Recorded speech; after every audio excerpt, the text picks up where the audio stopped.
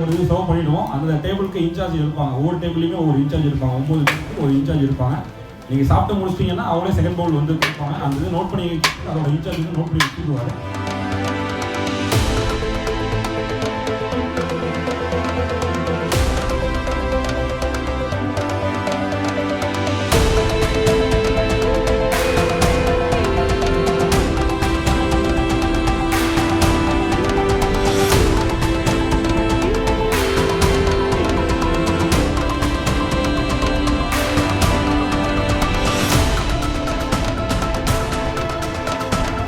வணக்கம்.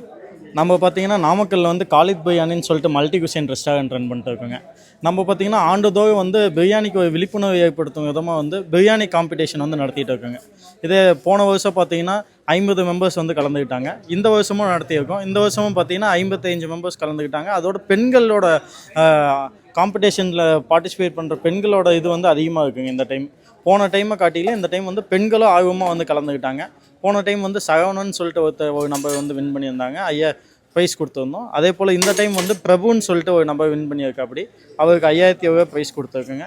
இது வந்து பார்த்திங்கன்னா அந்த காம்படிஷன் வந்து பார்த்திங்கன்னா பிரியாணி மேலே இருக்க விழிப்புணர்வு வந்து மக்களுக்கு ஏற்படணும்னு சொல்லிட்டு ஆண்டுதோறும் இது மாதிரி பிரியாணி திருவிழா வந்து நம்ம நடத்திட்டு இருக்கோங்க. என்னோடய பேர் வந்து கே தினேஸ்வரன். நான் இந்த காலேஜ் பிரியாணியோட ஓனருங்க.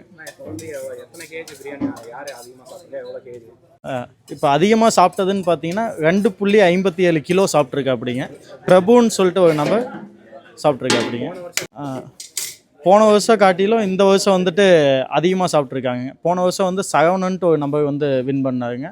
அவர் வந்து 2.300 kg வந்து சாப்பிட்ருந்தாருங்க.